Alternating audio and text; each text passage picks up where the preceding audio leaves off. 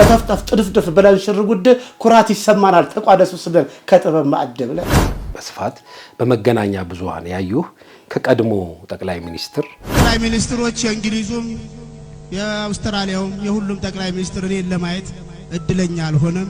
የመጀመሪያው ጠቅላይ ሚኒስትር ነው። እኔን በማየት እንኳን ደስ ያሎት። ደግሞ ቀጥታ ስርጭት ነው። አስቆሙት ኢቲቪ ማስቆም አይችልም። እሱ ቢያልፍም ስራዎቹ ግን እስካሁን ድረስ አሉ። ወይም ግጥምና ዜማ በመስጠት የኔ አባቴ ሆነ አምሳለቃ ገዛኸኝ ደስታ ነው። ከሙዚቃ ያስማማው ሻለቃ ግርማ አድጎ የዜማው ደራሲ ኮርኔል ሳህሌ ደጋጎ ጥላሁን ገሰሰ እኔ በበኩሌ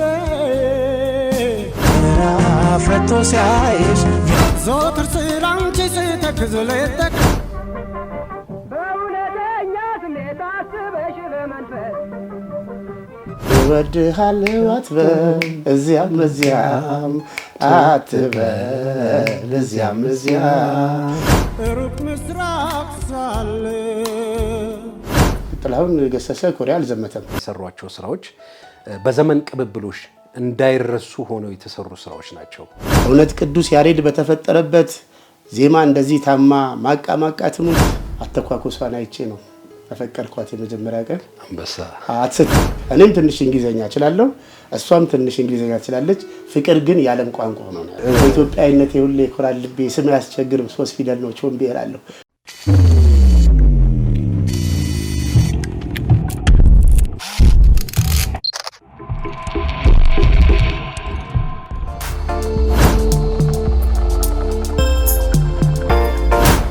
ከዓመት ዓመት ተሸጋግሮ በህይወት ኖሮ እቅድ ሰምሮ ትልቁ ነው በእድሜ ገፍቶ ሲሳይ አይቶ ወልዶ አፍርቶ ባህር ማዶም አገር አይቶ በምድር ሲኖር ምኞት በስቶ ግና እንደ ጤና ምን ተገኝቶ እንደ ባህላችን እንደ ኢትዮጵያ ወግ የተለያየ የተነፋፈቀ ሰው ሲገናኝ ጤና አስጥልኝ ማለቱ የተለመደ ነው። ለዛሬም የፕሮግራማችን መክፈቻ ይህንኑ ነው የምናደርገው። ክቡራንና ክቡራን ተመልካቾቻችን ጤና አስጥልን እንደምን ሰነበታችሁ? ዛሬ እጅግ በጣም ስመጥር ተወዳጅ የሆነ የመድረክ አጋፋሪ ይዤላችሁ ቀርቤያለሁ። ይህ የመድረክ አጋፋሪ ከአባቱ ጋር በብዙ ከሙያ ጀምሮ በብዙ የህይወት ክፍሉ ተመሳሳይነት ያለው የህይወት አካሄዶች ያሳለፈ ነው።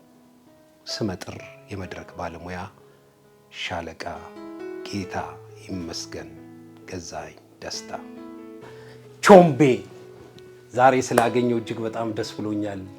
እንኳን ተገናኘን። እንደምን አለ? እግዚአብሔር ይመስገን። እኔም ስላገኘው በጣም ደስ ብሎኛል። እጅግ በጣም አመሰግናለሁ። አድማጭ ተመልካቾቼን አክብረ ይህንን ቃለ መጠይቅ ለመስጠት ፈቃደኛ ስለሆንክ በሞላው ክሩ ስም እጅግ በጣም አመሰግናለሁ። የእናንተ ቤተሰብ የህይወት ታሪክ የሚቀዳው ከአባታችሁ ነው።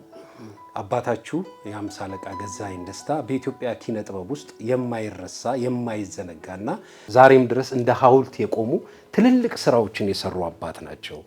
በቀድሞ ክቡር ዘበኛ በኋላው ማዕከላይዝ ለበርካታ ድምፃውያን ለጥላሁን ገሰሰ፣ ለማሙድ አህመድ፣ ለተፈራ ካሳና ለብዙነሽ በቀለ እንዲሁም ለሌሎችም በርካታ ድምፃውያን በርካታ ስራዎችን የሰጡ አባት ናቸው።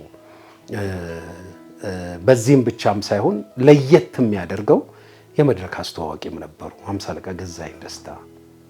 ለመሆኑ የእሳቸውን ስራ በደንብ አይተህ ታውቃለህ?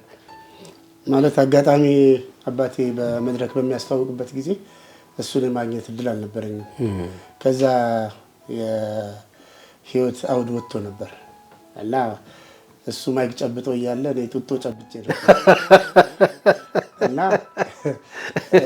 አልተገጣጠምንም። ግን ያው አንዳንድ ጊዜ አንዳንድ አባት ያው ደም ብዛት ያወርሳል፣ አንዳንድ አባት ወፍጮ ቤት ያወርሳል፣ ቪላ መኪና ያወርሳል። እሱ ደግሞ ያው ቢያንስ ካሉት ልጆች ጥበቡን አውርሶኛልና እድለኛ ነኝ። እኔ በአይን የማየት እድል ባይኖረኝም በመንፈስ ግን እንዲሰርጽብኝ አድርጓል ማለት ነው። ይህን ጭውውት ስናነሳ የብዙ የኪነ ጥበብ አፍቃሪዎች ትዝታ ነው የሚሆነውና መድረክ በመብራቱም የተዋጣላቸው ግጥምና ዜማም ዛሬ ለአብነት ከሚጠቀሱ ስራዎች ውስጥ በዋናነት በርካታ ስራዎችን ሰርተዋል። እሱን እንግዲህ በጨዋታችን መሀል እየተጨዋወትን እያስገባን እንቀጥላለን። አንተ ለቤተሰብ ስንተኛ ልጅ ነህ? እኔ 5ኛ ልጅ ነኝ። ከእናንተ ቤት ውስጥ ወደ ኪነ ጥበቡ ወደዚህ መስመር የገባ ሰው አለ? በፍጹም ያን ያልኩ መጀመሪያ መነሻ የሚያደርጉት ያኛውን ነው። ከልጆቹ መሀል ቀጥታ ቢያንስ 5ኛ በሆነው ልጅ መጥቶ እንደዚህ አይነት ፍላጎቱ ጥበቡን እንዲሰርጽብኝ አድርጓልና በዛ ነው አባቴን የማመሰግነው። በጣም የተለየውና አሁን ለምሳሌ አንዳንድ ቀደምት የሆኑ ድምፃውያን አባቶች እናቶች በቤተሰብ ሄዶ ልጆቻቸው የአባቴ እናቶቻቸው ሙያ ወርሰው በድምፃዊነት በተወዛዋዥ በተዋናይነት ወደፊት የመጡ በርካታ አሉ። እንደ አብነት ለምሳሌ ጎረቤት እንደነ ግርማ ተፈራ እንደነ መሳይ ተፈራ ካሳ ሌሎችም አሉ በርካታ እንደነ ምን ያህል ጥላሁን ምናምን በርካቶቹን መጥቀስ ይቻላል። እንደዛ የሙዚቃ መሳሪያ ተጫዋች ሆነው ልጆቻቸውን በዛ መስመር የመጡ በርካቶች አሉ። ያንተ ለየት የሚያደርገው ግን አባትህ በክቡር ዘበኛ ውስጥ የመድረክ አስተዋቂ ናቸው። የክብር ዘበኛ ሙዚቃ ክፍል ይህ አዲሱ ዘመን የሰላምና የደስታ እንዲሆንላችሁ አዳዲስ ሙዚቃዎች አቅርቦላችኋል። አንተም በአሁኑ ሰዓት በሀገር መከላከያ ውስጥ የመድረክ አስተዋቂ ነህ። እንዴት ነው የሙያ ግጥምጥሞሽ እንዴት ታየዋለህ? ወደ ሙያ ግጥምጥሞሹ ከመጣት በፊት ግን ትንሽ ስለ አባቴ ልናገርልህ በጣም ደስ ይለኛል። ፈቅድልኝ። ያው በርካቶች አሁን ሊያስታውሱት ይችላሉ። እሱ ቢያልፍም ስራዎቹ ግን እስካሁን ድረስ አሉ፣ መጠሪያ ሆነው ቀጥለዋልና የክቡር ዘበኛ የመድረክ አስተዋቂ ብቻ ሳይሆን የግጥምና ዜማ ደራሲም ነው። በአርቲስት ጥላሁን ገሰሰ የህይወት ታሪክ መጽሐፍ ላይ ከፍተኛ ቁጥር አንድ ቁጥር ላይ የተቀመጠው ግጥም በመስጠት ወይም ግጥምና ዜማ በመስጠት የኔ አባት የሆነ አምሳ አለቃ ገዛኸኝ ደስታ ነው። ስለዚህ በጣም ከፍ ያለ ስራዎችን አበርክቷል። ለምሳሌ እና ምግብ ማሞልቷል፣ አንቺን ክፉ አይንካሽ፣ ጃፓኗን ወድጄ ሩቅ ምስራቅ ሳለው እሱ በተለይ ለየት ያለ ታሪክ አለው።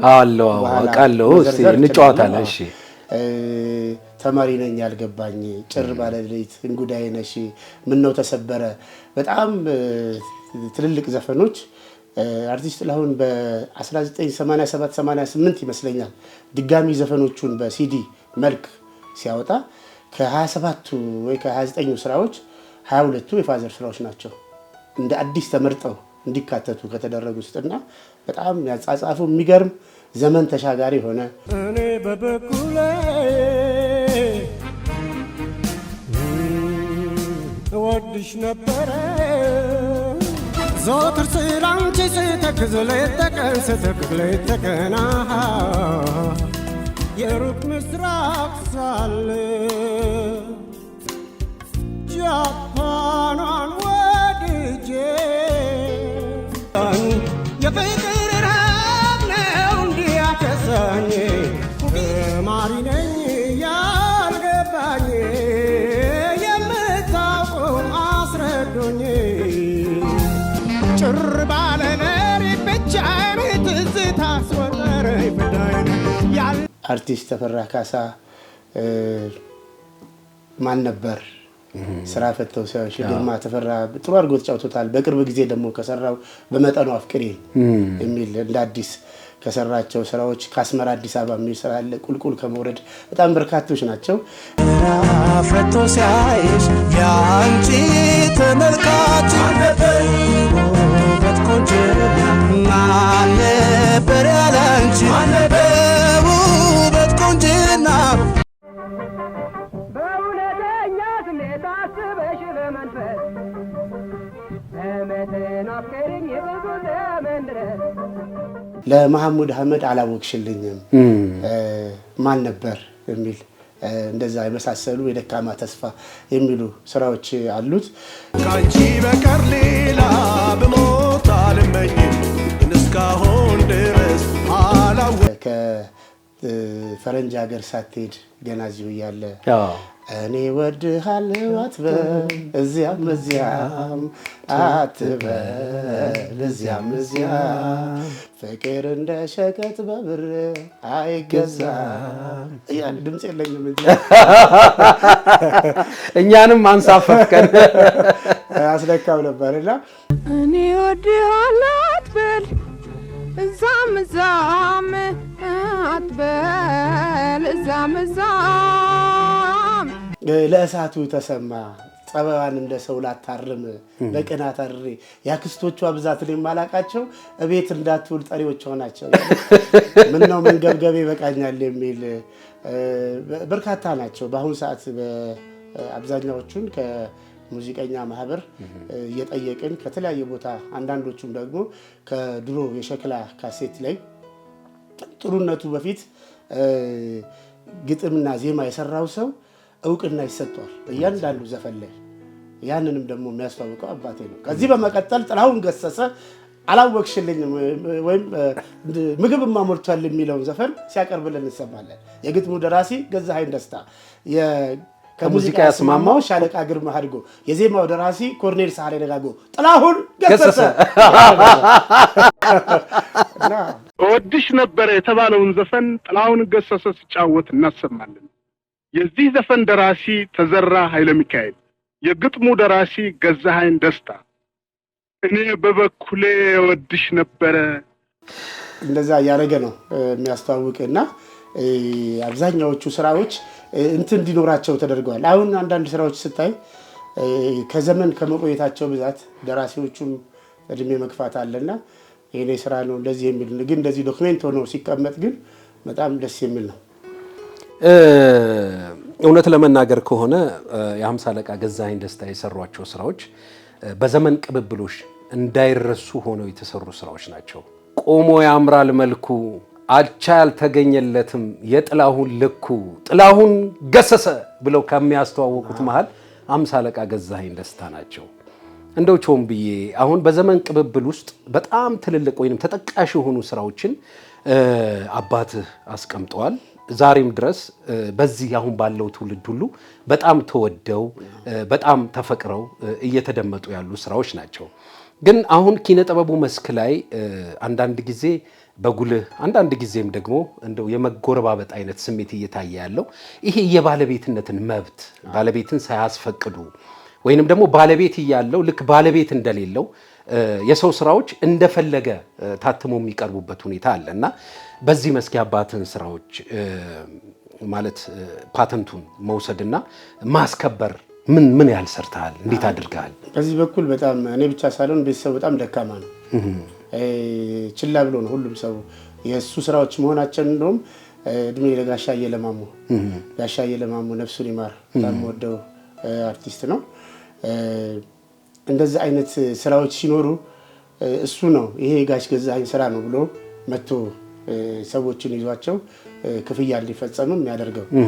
እንዲሁም ግርማ ተፈራ ምንም ያባቱ ስራ ቢሆን ክብር ሰጥቶ መጥቶ ፍቃድ ጠይቆ የሚገባውን ነገር አድርጎ ነው የሚሰራቸው ስራዎችን። እውነተኛ ስሜት አስበሽ በመንፈስ በመጠኑ አፍቅሪኝ ብዙ ዘመን ድረስ እና እንደ ታላቅ ወንድምም በጣም ነው የምወደው የማከብረው ግርማ ተፈራል። በጣም ነው የማመሰግነው።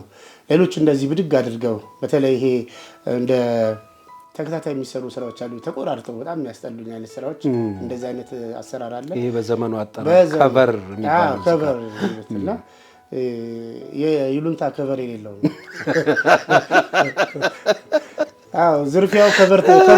ዝርፊያው ኢንዳይሬክትሊ ከቨር የተደረገበት ሲስተም ብዬ ነው የማስበውና እንደዚህ አይነት ነገሮች አሉ።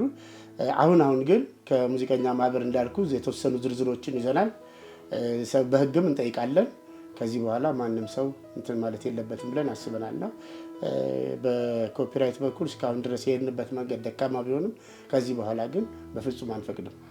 የ50 አለቃ ገዛኸኝ ደስታ ብቻም ሳይሆን በዚህ መስክ ላይ የተሰማሩ እውነቴን ነው ቀደም ሲል ለዚህ ኪነ ጥበቡ አሁን ለደረሰበት ደረጃ የአንበሳውን ድርሻም ብቻም ሳይሆን እንደ ሻማ ቀልጠዋል። በዚህ ኪነ ጥበቡ መስክ ላይ በመዋጮ ታክመዋል፣ በልመና ተቀብረዋል። ስለዚህ ይህንን የፈጠራ ስራ ደግሞ በቅጡ በልኩ የባለቤትነትን መብት ማረጋገጥ ብቻም ሳይሆን ባለቤት እንዳለው በአደባባይ መመስከርም የሚያስፈልግ ይመስለኛል። እንደው ጨዋታን ጨዋታ ያነሰዋል።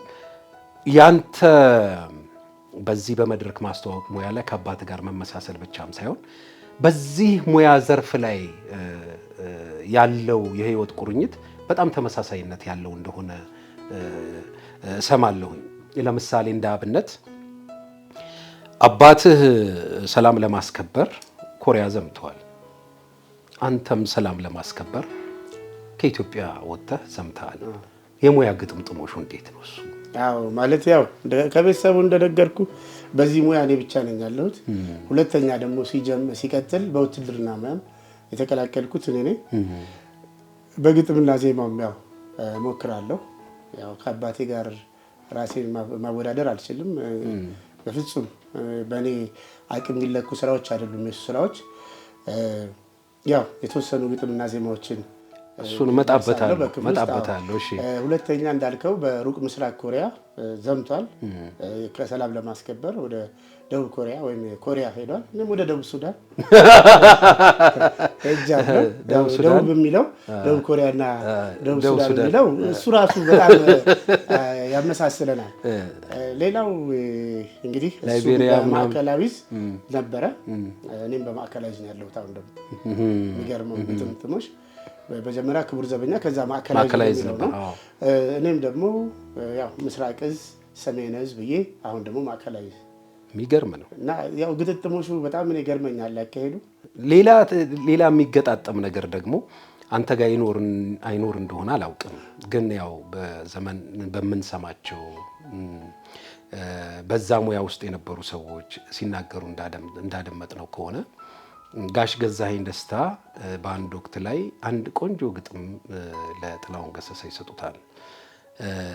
አልማዝን አይቼ አልማዝን ባያት ሶስተኛው አልማዝ ብትመጣ ድንገት እና ይሄ ፖለቲካዊ እድምታ አለው፣ ሌላ ትርጉም አለው ብለው በወቅቱ እስር ቤት ገብተው ነበር። እንደው በወፍ በረርም አንተም ባለበት ቦታ ለሙዚቀኞች ግጥም ጽፈህ እንዲህ አይነት ጸበል ጸዲቅ ቀምሰህ ነበር አሉ። እስቲ ስለዚህ አጫውተኝ። ማለት በአልማዝን አይቼ ይሁን አይሁን እርግጠኛ አይደለሁም በፋዘር በኩል ግን በየጊዜው የመታሰር እስከ ኡጋዴን የመላክ ተመልሶ ደግሞ እንደውም በዛኔ ወልጋዴ ላከው ኡጋዴን ይባል ነበርና በመድረክ ላይ በሚያስተዋውቃቸው ነገሮች ይመስለኛል።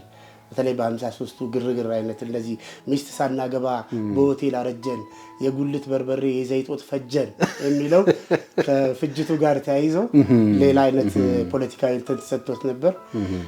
የኔ ግን ያ ገና ጊዜው የመናገሪያ ጊዜውም ገና ስለሆነ ቢያልፈኝ መልካም ነው። ጥሩ። ሌላው በጣም በታሪክ ትልቅ ስፍራ ተሰጥቶት ያለ አንድ ሙዚቃ ጃፓኗን ወድጄ ነው። ጋሽ ገዛኸኝ ደስታ እዚህ ኮሪያ ዘመቻ ሄደው ከዛ ዘመቻ መጠናቀቅ በኋላ ለረፍት ጃፓን ሄደው ጋሽ ገዛኸኝ የጤና መታወክ ገጥሟቸው ሕክምና ላይ ነበሩ እና እዛ ሕክምና ስታደርግላቸው የነበረች አንዲት ጃፓናዊ ነርስ አይተው ወይንም ወደው ነው የጻፉት የሚባል እንደው በቅብብሎሽ የመጣ ታሪክ አለ። የሰማው ነገር አለ? ታሪኩ እንደዛ አይደለም። ታሪኩ እዛው ዘመቻ ላይ ያለ ምንም ሙዚቀኛ ቢሆን መድፍ ተኳሽ እንደዚህ እግረኛ ክላሽ ተኳሽ ምናምን ሆነ ነው የምትሄደውና እሱ መድፍ ተኳሽ ነበር በወቅቱና የዛን ጊዜ በመድፍ የሚተኮስበት ጊዜ ጆሮ ይታመማል። ጆሮ ሲታመም ወደ ጃፓን ቶኪዮ ሆስፒታል ነው የወሰዱት። ዛሬ ፈር ተብሎ ሄደ። ሕክምናው አጭር ቀን ነበር የሚፈጀው። ነገር ግን ነርሷ እያቆየችው እንዳይወጣ አድርጋ ቆየች። ያው ከማዘር በፊት ነው ግን የዛኔ አልተጋቡም ነው ከናቴ ጋር። ያው እሱ ሲጠየቅ እንዴት ነው እርሶ እንግሊዘኛ ይችላል ወይ እሷስ ትችላለች ወይ ስላቸው እኔም ትንሽ እንግሊዘኛ እችላለሁ እሷም ትንሽ እንግሊዘኛ ትችላለች፣ ፍቅር ግን የዓለም ቋንቋ ነው ያለው። ልክ ነው፣ ፍቅር የዓለም ቋንቋ ነው። እዛ ግጥም ላይ ኢቺቫን የሚል ቃል አለ፣ አንደኛ ማለት ነው። እና ኢቺቫን ነው መልኳ የሚለውን እሱን ግጥሙን ተጻፈ። ዜማው ከጃፓንኛ የተወሰደ ነው። ኮምፖዝ ያደረጉት ወይም እንትን ያቀናበሩት ደግሞ ኮሎኔል ሳህሌ ደጋጎ ናቸው። ስለዚህ ግጥሙን ገዛኸኝ ደስታ ጻፈው፣ ዜማው ከጃፓንኛ ተወሰደ፣ በፍቅር መልክ የተገጠመና ጥላሁን ገሰሰ ኮሪያ አልዘመተም፣ ግን ያን ታሪክ አምጥቶ የሰጠው እውነተኛ አባቴ ታሪክ ነው። ይህንን በማስታወስ በ1992 ወይም 91 አካባቢ አንድ የጃፓን ጋዜጠኛ ኢትዮጵያና ጃፓንን በፍቅር በዜማ ያስተሳሰሩ ሰው ብሎ ፈልጎ መጥቶ ኮርኔል ሳህሌ ደጋጎንም ፋዘርንም አንድ ላይ አግኝቷቸው የተወሰነ ስጦታ ሰጥቷቸው ሄዶ ሙዚቃ ማህበር ነው ይሄ ዘፈን ማን ነው ደራሲ ብሎ ጠይቆ አረጋግጦ መጥቶ ነው ፈልጎ ያገኛቸውና አጋጣሚ ቤት መጥቶ ነበር እናንተ ጋር ማስታወሻ ከሁለቱም ጋር አንድ ላይ የተነሱት ፎቶ እሱ ለማስታወሻ ፎቶ ተነስተዋል እና በጣም የሚገርም ነው። እስካሁን ድረስ ያ ሙዚቃ እንደ አዲስ እየተነሳ ነው ያለው። ሌሎች ሙዚቃዎች ገና ብዙ ያልተሰሩ ብዙ ያልተደመጡ ስራዎች አሉት። ያው ዞሮ ዞሮ ያው ታሪኩ ልክ ነው። ያው አንዲት ነርስ ወደው እንደኔ አይነት ጥቁር ባሪያ አይቾም ካለ ጃፓናዊት ጋር ይሄ ያው በዘመን አስቀምጦት ያለፈ ታሪክ ነው። ብቻ የሱ ብቻ ታሪክ አይደለም። በወቅቱ የዘመቱ ኢትዮጵያውያን አባቶች ወጣቶች ለግላጎች ናቸው። እንደዚህ አይነት የፍቅር ግንኙነት የመስረት እንትን ነበራቸው፣ አጋጣሚ ነበራቸው ከምትሄደው ማህበረሰብ ጋር በጣም ትልቅ ስራ ነው የሰሩት። እስካሁን ድረስ በዓለም የሚደነቅ ነው። ይሄ ስራ ነው ለኔ እኮ ተርፎኛል የምልህ። ደቡብ ሱዳን ባለውበት ጊዜ የኮሪያ ሻለቃ አለች ከኛ ጋር አንድ ዩኒት አለችና እስቲ ወደ ኮሪያ የዘመተ ኢትዮጵያዊ አባት ያለው ብሎ ጠየቁ። ከ643 ሰው አካባቢ አንድ ነው ብቻ ተገኘው አባቱ ኮሪያ የዘመተ በአጋጣሚ ነው እሱ እና ጠርተው ለኮሪያ ለሀገራችን ሰላም ላበረከቱት አስተዋጽኦ አባትህ ላበረከቱት አስተዋጽኦ እናከብርሃለን ብለው ስጦታ ሰጥተው አብረን የማስታወሻ ፎቶ ተነስተን ከነሱም ሁለት የልጅ ልጆችና አንድ ልጅ ተገኝቶ ነበር። እነሱም አባታቸው እዛ ወታደር የነበረ በወቅቱ ማለት ነው። ከነሱ ጋር እንዲህ አይነት ግንኙነት ነበረና ደስ የሚል ፕሮግራም አሳልፈናል ጠርተውኝ። በጣም የሚገርም ነው። አይወል ሞቶ ራሱ ይጠቅማል እኮ በእውነት ታሪኩ ተከትሎ መጥቶ ኮሪያ የዘመተ የት ነው ብለ አሁን ደስ በሚል ሁኔታ የኮሪያ ዘማች ማህበር ልጆችና የልጅ ልጆች በጥሩ ሁኔታ እየተዋቀረ ነው ያለው። የአባቶቻችንን ታሪክ ማስመለስ አለብን። አባቶቻችን የሰሩትን መልካም ስራ ታሪካቸው እንዲጸና ማድረግ አለብን የሚል በቁጭት የተነሳሰ ትልቅ ትውልድ አለ። በርካታ ታዋቂ ሰዎች ያሉበት ነውና ያን ነገር እኛም አብረን በቅርበት ከነሱ ጋር ሆኜ እየሰራው ነው ያለው። በጣም ቆንጆ ነው። ያው በአገራችንም ከአካባቢ ጀምሮ በተለያየ መንገድ ይሄ ኢትዮጵያ ለሰላም የከፈለችው መስዋዕትነት ሊያረጋግጥ ወይም በታሪክ እንዲቀመጥ ለማድረግ በተለያየ መንገድ የተቀመጡ ማስታወሻዎች አሉ፣ የመናፈሻ ስፍራዎች አሉ። በቅርብ ርቀት ከፈረንሳይ ወረድ ብሎ ያለው ኮሪያ ሰፈርም አንዱ ማስታወሻ ነው። እንደው መለስ ልበልና ጋሽ ገዛኸኝ ደስታ በሚሰሯቸው የሙዚቃ ወይንም የግጥም ስራዎች ውስጥ የቤተሰብ ስም የተጻፈባቸው ወይንም የገባባቸው ሙዚቃዎች አሉ ወይ? እኔ አላስታውስም፣ ግን ለማዘር ለባለቤቱ ኢትዮጵያ ላይ ነው መሰለኝ ጠይቆት ነበር በ91 ለባለቤቱ ከሰሯቸው ስራዎች የቅመም ድንብላል መሰለኝ ጥሩ መች የጠፋ ከቅመም ድንብላል ከሴት አንቺን አየሁ ዓይንሽ ያባብላል መች የጠፋ ከቅመም ድንብላል ከሴት አንቺን አየሁ ዓይንሽ ያባብላል ለወላጅ እናታችን የሰራው ስራ እንደሆነ ተናግሯል። በጣም ደስ ይላል። ያው ግጥም ሲጽፍ እሱ እንደተናገረው የሆነ ሌሊት ቀስቅሶ ምናምን አይደለም። መታክሲ እየሄድኩም ከሆነ የሆነ ሀሳብ ከመጣልኝ ማስታወሻዎቼ ጫርጫር አደርጋለሁ። ቢሮም ጋር ልሆን ሀዘን ቤትም የሆነ ቦታ ብቻ ሀሳቡ ከመጣልኝ ወጣ ብዬ ጽፈዋለሁ የሚል ሀሳብ እንደነበረው ነው ብዙ ደጋግሞ የሚናገረው። ቤት ውስጥ ሲሆን ክራር ይጫወታል፣ የድሮ ሙዚቃዎችን ይሰማል። ቤት ውስጥ ካለ እሱ ጨዋታ ነው፣ በቃ መሳቅ ነው። ሳቁ እስከ ጎረቤት ነው የሚሰማው። በዚህ ላይ በጣም ደግ ነው። ሁል ጊዜ ለሰዎች ያው የሆነ ሰው ከፍቶት ቤት መጥቶ ስቆ ሲወጣ ያየሁት በአባቴ ነው።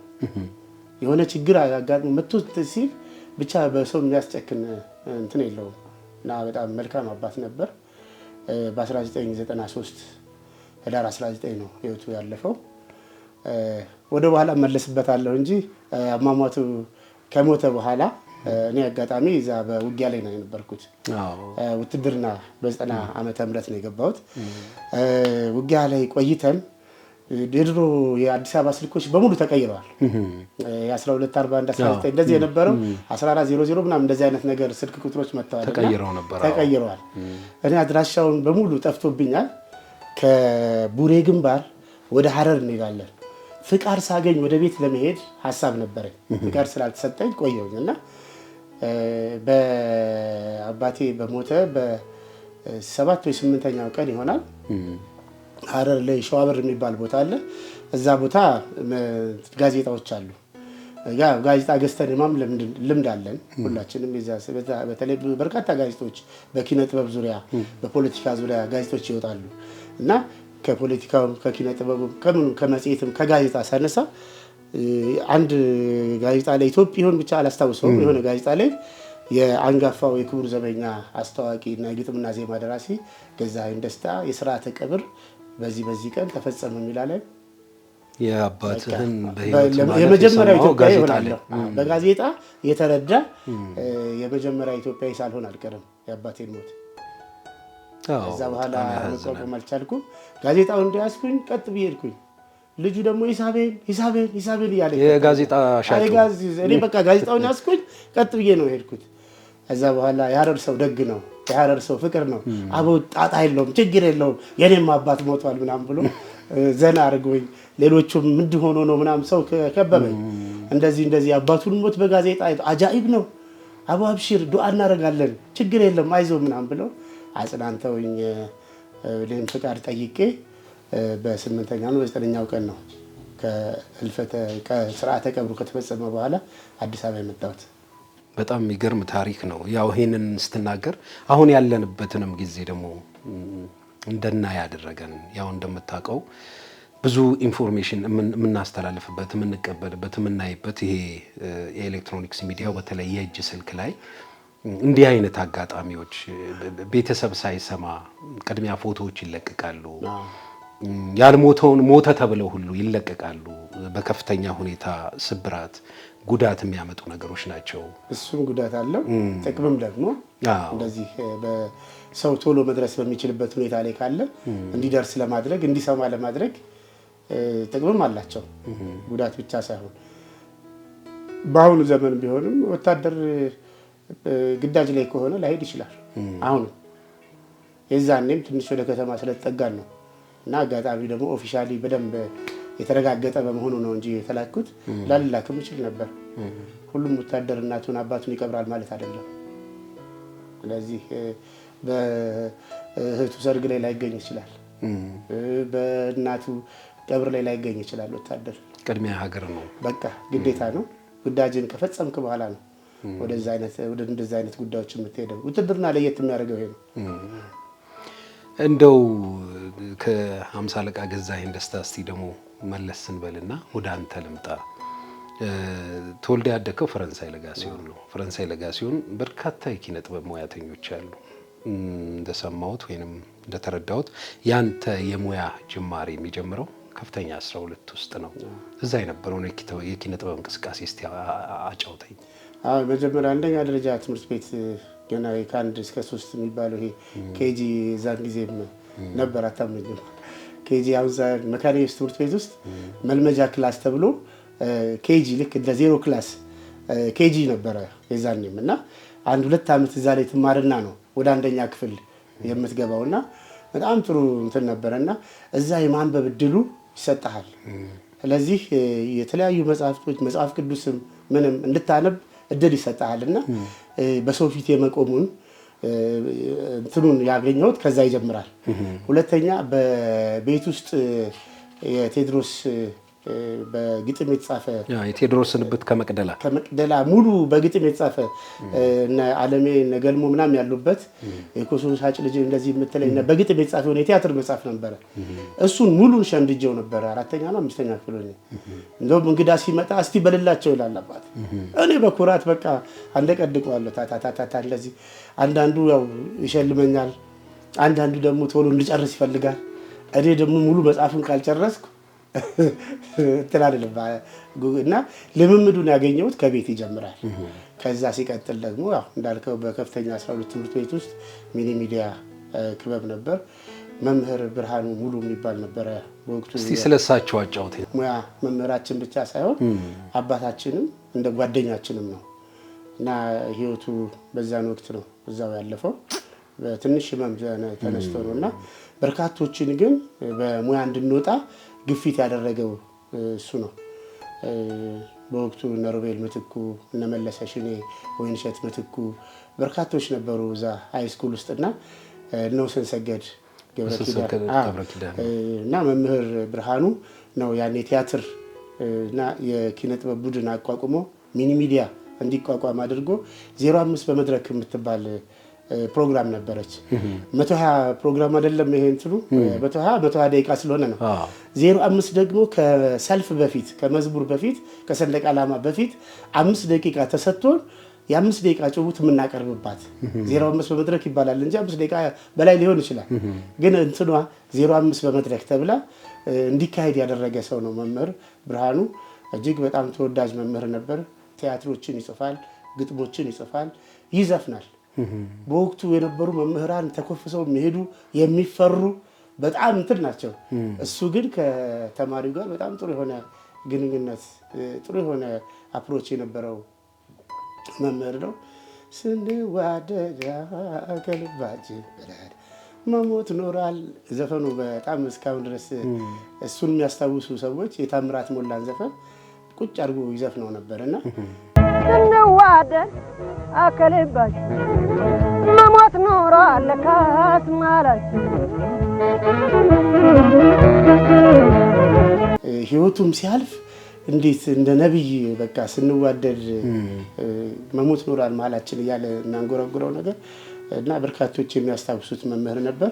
እኔ በፈረንሳይ ለጋሲዮን ታሪክ በርካታ ሰው የቀበረው ቀብሩ በጣም በስፋት የከሰዓት ሽፍትም የጠዋት ሽፍትም ሙሉ ተማሪ የሃይስኩል ተማሪ ራስዩም የሚሽን ተማሪ እንዲሁም የተማሪ ወላጅ ያደግ መምህር ነው የሞተው ብሎ በከፍተኛ የሰው ኃይል የተቀበረ አስተማሪ ወይ መምህር ወይም ሰው አላየሁም። በጣም ምርጥ መምህር ነበር እና ሙያ ጅማሬ እዛ ላይ ነው የሚያጠነጥነው።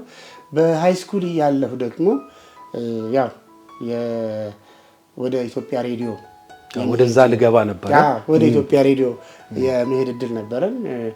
ቅዳሜ መዝናኛ ላይ እንዲሁም እሁድ ጠዋት ፕሮግራም ላይ እንካፈል ነበር። ከሳሙኤል ታደሰ ጋር ጭውውት እናቀርብ ነበር።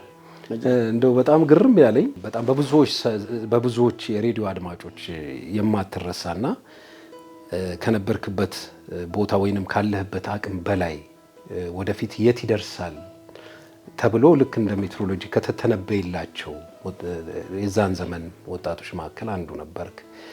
በጣም ነው የሚገርመኝ። በ9ኛ ክፍል ተማሪ ሆነ ያኔ አንድ ለእናቱ በሆነው ኢትዮጵያ ሬዲዮ እሁድ ጠዋት ፕሮግራም እሱ በጣም ሰፊ ታሪክ ያለው ነው። በህዝብ ዘንድ በመወደድ ተከታትሎ በማድመጥ ብቻም ሳይሆን ሰፊ ታሪክ ያለው ነው የኢትዮጵያ ሬዲዮ ጠዋት ፕሮግራም እና በርካታ ድራማዎች ይተላለፉ ነበር። በተለይ እና አብዬ ዘርጋው አይረሱም ነበር።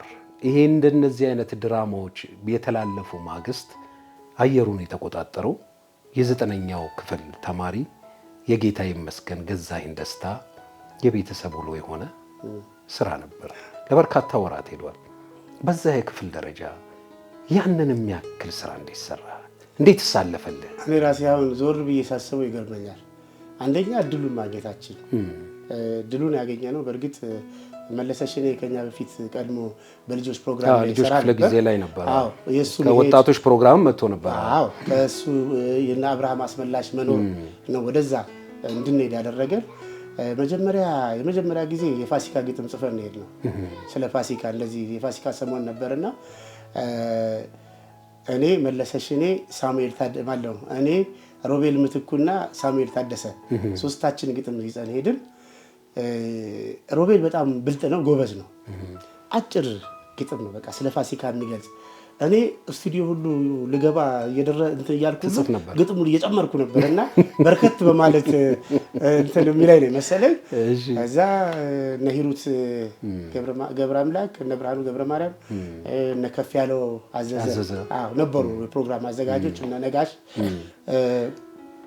ጌታቸው ማን ጉዳይ ነበሩ ነበር ጌታቸው እንደውም እሱ ኃላፊ ነበር የአማርኛው ክፍል ኃላፊ ይሁን የሬዲዮ የመዝናኛ ዘርፍ ኃላፊ ነበር።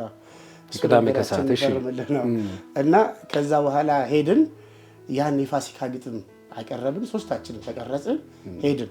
እኔ ለቤተሰብ ለዘመድ በሙሉ ተናገርኩኝ። እሁድ ከጠዋት ጀምሮ አዳምጡኝ ሬዲዮ ያላዳመጥ ቀብሬ ላይ እንዳትቆማልኩኝ። በቃ ለአባቴ በጣም ተደሰተ። የኔ ድምጽ በሬዲዮ ይተላለፋል ተብሎ ሬዲዮ የሌላቸው ሁሉ አክስቴ ገዛች። ቢያንስ የሱን ሰው ቤት ሄጄ ማዳመጥ የለብኝም። ዘርቱን ትበላለች አሁን ነፍሷን ይማር ፒያሳ ነበረች አክስቴ። ሬዲዮ ገዛች የኔ ድምጽ ለመስማት። ከዛ በኋላ የበዓል ፕሮግራም ደግሞ እንደምታውቀው ብዙ ነው። ከሶስታችን የሮቤል ግጥም ቀረበና የጌታ ይመስገን ገዛኝና የሳሙኤል ታደሰን ግጥም ቀጣይ ፕሮግራም በሚኖር ጊዜ እናቀርባለን ብለው ዶሮም አልበላም ማለት በጉም ቅርጫውን ቀረ። ጠላሁት ሮቤል የሚባለው ልጅ ወይ ምን ነው ከኛ ጋር ባሄድ ኖሮ ወይ እንዴት ሲስተሙ በቃ በጣም ነው እንትን ያለው በጣም ነው የቀናሁት። በቃ እንትን ወደ ውጭ ራሱ መውጣት ነው ያሳፈረኝ። ለበርካታ ሰው ነው የተናገርኩት። በቃ ሁሉም እንግዲህ በወቅቱ የነበረው 40 ይሁን 50 ሚሊዮን ኢትዮጵያዊ ጆሮውን ከፍቶ ማዳመጥ የሚችለው የኢትዮጵያ ሬዲዮ ብቻ እውነት ነው። ከዛ እንደውም ነፍሱን ይማር ወንድሜ ያጽናንቶኛል። ቃላብ የሚባል በጣም ወደው ወንድም አለ። ቢያንስ ስምህ እንኳን ተጠርቷል አለ። የጌታ ይመስገን ገዛኝና የሳሙኤል ታደሰ ግጥም ቀጣይ ሳምንት ይተላለፋል ብባል አልበላም ብዬ ያሳለፍኩት ፋሲካ አረሳው። የመጀመሪያው የ1985 ነው 86 ፋሲካ እሱ ነው። ተስፋ ቆርጣ አልቀረም። ከዛ በኋላ እንዴት ከዛ በኋላ ማለ ያዘኝ ጭውውት ለማቅረብ በጭውውት ነው መጀመሪያ የጀመርነው። አብርሃም ይዞን ሄደ። አብርሃም አስፈላሽ ለሶስት ውርስ የሚል ለሶስት ወር የሚተላለፍ ጭውውት ነበር ከና አብርሃም አስመላሽ ጋር እኔ አብርሃም ሳሙኤል ሆነን እየሰራን ነበር። ወሸማች ጥቂት ቀን አረገች በአንተ ላይ ወሽማ አንቺ ትውስ አንተ ትውስ ተባብላችሁ እንዲህ ያህል ዘመን ስትኖሩ አብራችሁ ያለ በጣም እንትን ቅብብሎች ነበር አብረሽና አጫጭር ጭውውቶችን እንሰራ ነበር። ከዛ ለምምድ ነው ከፍ ያለው ቢያንስ የተከታታይ የሬዲዮ ድራማ እየጻፋ የምትጽፉት ነገር በሶስት ወሩ እና በየሳምንቱ የሚቀርቡ አጫጭር ጭውውቶች አሉ። የሶስት ወሩን አይነት እንትን ሲያየው በጣም እንትን አለ። እዛ ማን ነው የጻፈው ሲባል እሱ ነው የጻፈው ምናምን ሲሉት ለምን ሰፋ ባለ ሁኔታ የቤተ ዘመድ ውሎ ርዕሱን ራሱ ከፍ ያለው ነው የሰጠና የቤተ ዘመድ ውሎ ብላችሁ ቤተ ዘመዱ የተለያየ ውሎ እንዲኖረው አድርጉት ተባለ። እኔ እንደውም መሳተፍ ፈልጌ ነበር እዛ በተዋናይነት ማይቻል ጽሁፉ ላይ ትኩረት አድርግ አብረን ከሳሚ ጋር እየተጋገዝን ወደ 8 ወር አካባቢ ሄደ።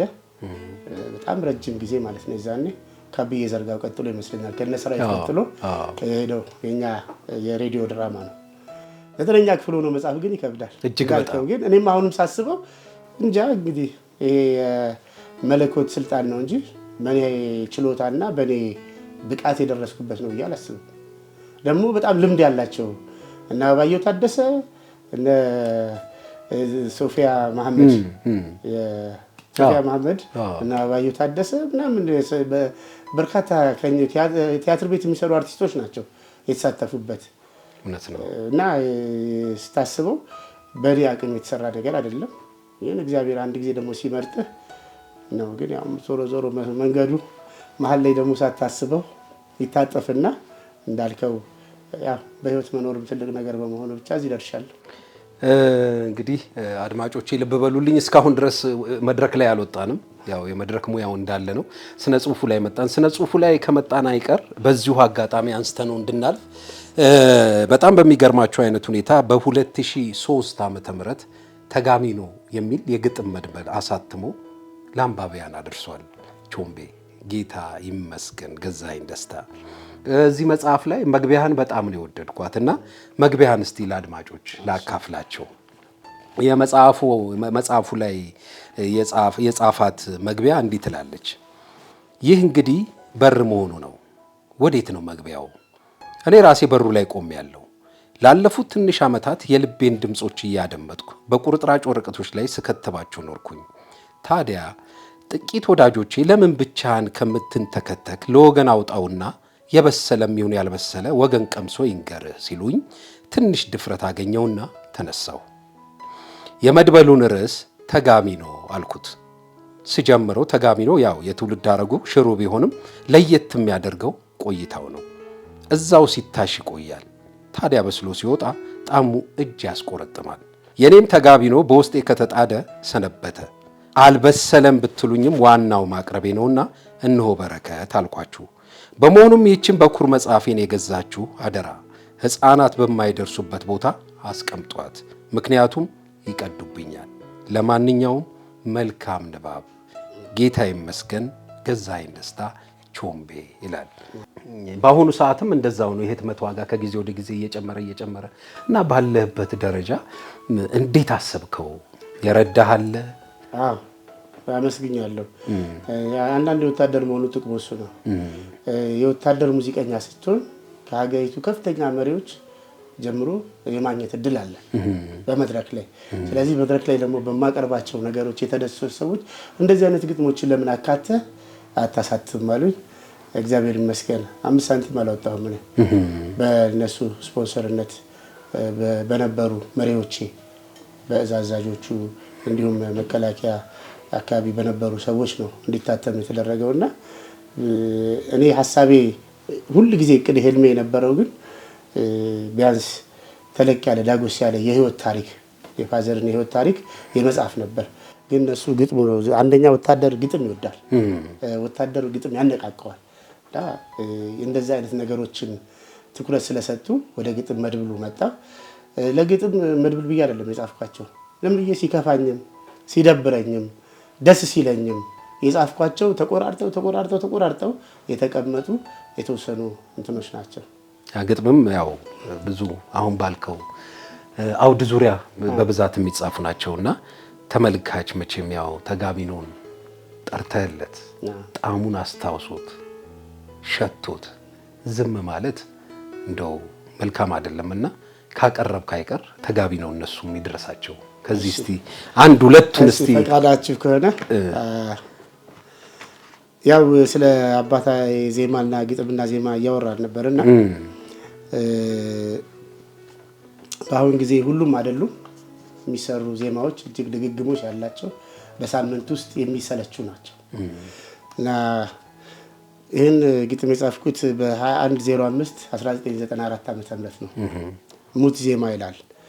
ያቺ ያሬድ ቅኔ የነፍሱ ቅኝት ደርሳ ትዝ አለችኝ ልክ እንደ ትላንት። እውነት ቅዱስ ያሬድ በተፈጠረበት ዜማ እንደዚህ ታማ ማቃ ትሙት። ሕይወት የሌለው በድን ነፍስን የማያዋዛ እንኳን የልብን ቁልፍ ጆሮን የማይገዛ ባናት ወጥቶ ይፈሳል ሳይገባ ሙት ዜማ ሲገነዝ ከፈኑ ጭብጨባ። የሚገርም እንደዛ የሚል እንትን አንድ ድገመና አንድ ከኪሴ ደግሞ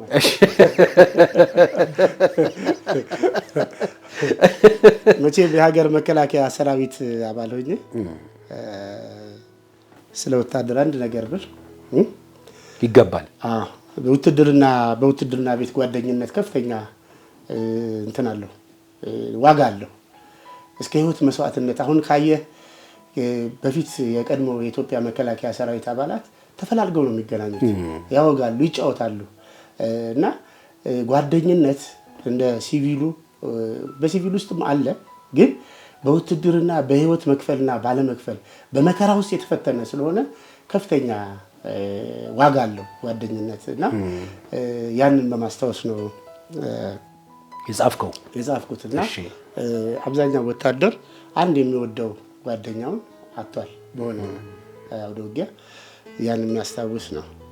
መጣለህ ወንድሜ መቼም የሀገሬ ልጅ ላልከዳህ ላትከዳኝ ቃል አለብንና፣ መጣለህ ወንድሜ የምዬ ልጅ ጓዴ ክንዴ ጀግና፣ ከተዋደቅንባት ከዛች ጉብት አምባ ከተራራው ጫፍ ላይ፣ መጣለሁ ጠብቀኝ ከቶ አልመለስም ያንተን ዱካሳ ላይ፣ ቆንጥሩን ጢሻውን ገደሉን ሜዳውን ሳልታክት ተጉዤ ደርሳለሁ ወንድሜ አረንጓዴ ቢጫ ቀዩን ሰንደቅ ይዤ ያኔ ላብ ከውሃ ቀጥኖ ፍሙፍም በሚያቀልጥ በነዲድ ትኩሳት ወንዴ እንደሰነቅን በሳት መሃል አልፈን እኛም ሆነን እሳት ቃል ገብቻለሁኝ እስከ ዘላለሜ ያችን ቀላል ረሳት መጣለሁ ወንድሜ ያፋችንን ግለት በኮዶሃ ርሰን ካነጋንበቱ ምሽግ ሰማይ ስር ድንጋይ ተንተርሰን ያወጋናቸውን የቤተሰብ ሚስጥር የልጆች አደራ የዘመርናቸውን ያገር ፍቅር ስንኝ በክራር ድርደራ በዛ ቀውጢ ሰዓት ምድር ቁና ሆና ሰማይ ከምድር ገጥሞ ድሉ የኛ ነው የሚል የጀግንነት ድምጽ ይሰማል ደጋግሞ የወደቀ አንስተን ቁስለኛ ስናስር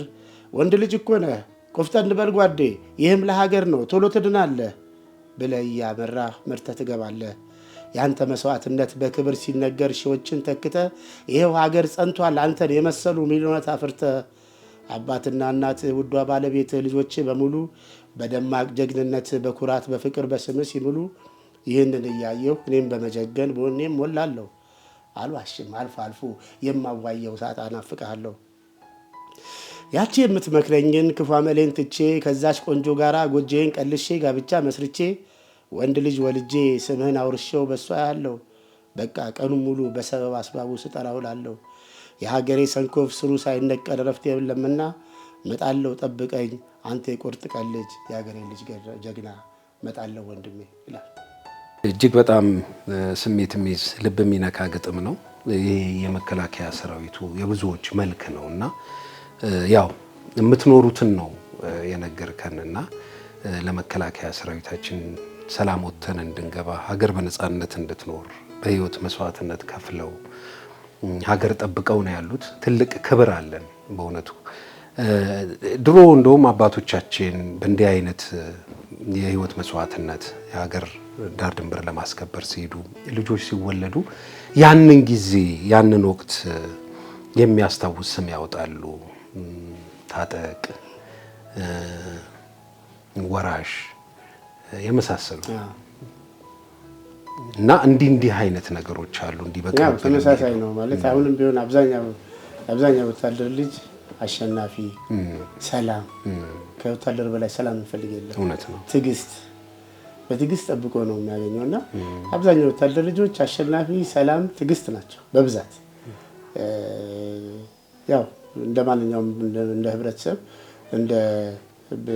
እንደመጣበት ማህበረሰብ እንደሚከተለው ሃይማኖት የሚሰጠው ስምና ስያሜ ቢኖርም አብዛኛው ግን ሰላም ብሎ ነው የሚያወጣው ነገርመኛል ከአንድ ካምፕ ውስጥ ወይ አንድ 10 ወይ 20 ሰላም ሊኖሩ ይችላል ሰላም የሚባሉ ስሞች በቃ እና በጣም ነው የሚገርመኝ ከወታደር በላይ ሰላም የሚናፍቅ የለም ግጭትን ምክንያቱም እንደ ሰው በዜናና በዩቲዩብ አይደለም ነው ግጭትን በአካል ቀርቦ ሰውነቱ ጎድሎ አካላቱ ጠፍቶ ህይወቱ ጠፍቶ የጓደኛው ህይወት አጥቶ ራሱ ህይወቱን አጥቶ ነው የሚያየውና ከወታደር በላይ ሰላም የሚናፍቅ የለም በእርግጥ ለብዙ ነገሮች መሰረት ሰላም ነው ያለ ሰላም ምንም ነገር ማድረግ አይቻልም ትልቁ ሰላም ነው እንደው ከዚሁ ጋር አያይዤ በብዙ ጉዳዮች ላይ ከአባት ጋር ተመሳሳይ የሆነ የህይወት መንገዶች አሏችሁ ከዛ ውስጥ አንዱ ቀደም ብዬ ተጠቀስኩት